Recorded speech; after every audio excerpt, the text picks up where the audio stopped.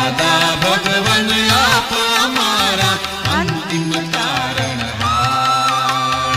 આત્મ ભક્તિ પ્રેમ લક્ષણા ઉતારશે ઘરપાર.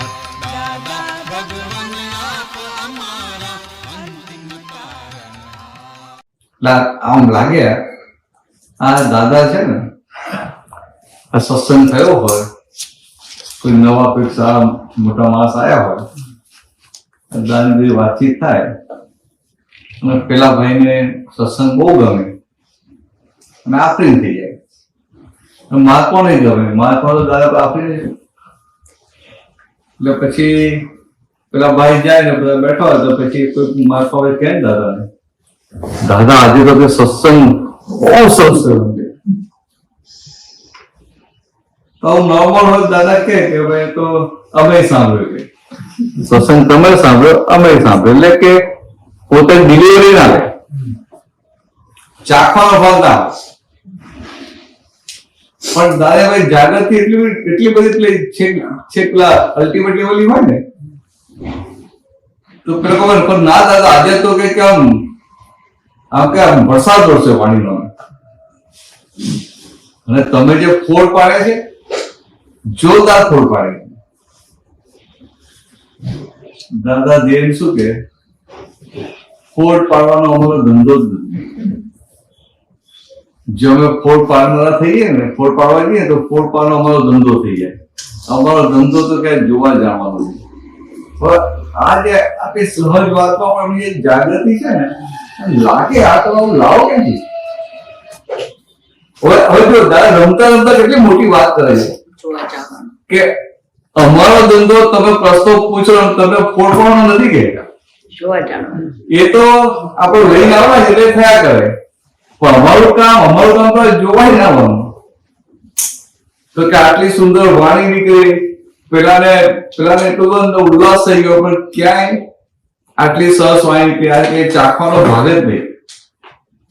આ જે બોલે છે ને આવું આ જગતમાં પણ બોલી શકે કે ફોડ પાડવાનો અમારો ધંધો જ નથી.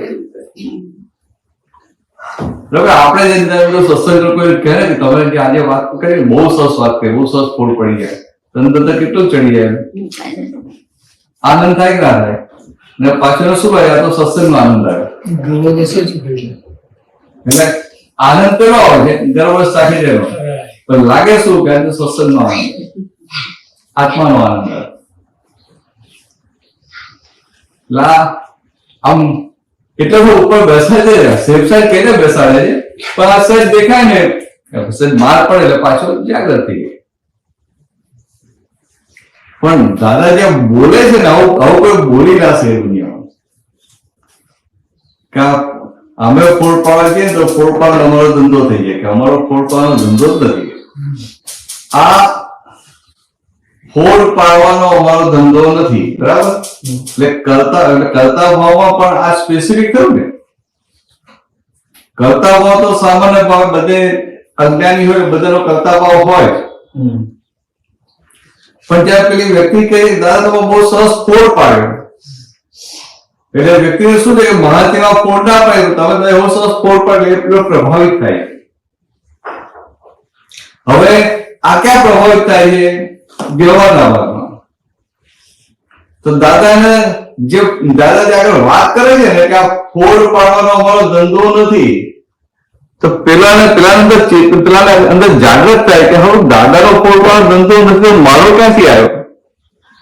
હું તો ફોડ પાડવા બેસી જાઉં છું, હું તો સમજાવવા બેસી જાઉં છું, અને પેલાને મારી બે વાત સમજ્યા કે મને કેટલો આનંદ થઈ જાય. હવે એના પછી બીજું વાક્ય બોલે છે કે અમારો ધંધો જોવા અને જાણવાનો છે.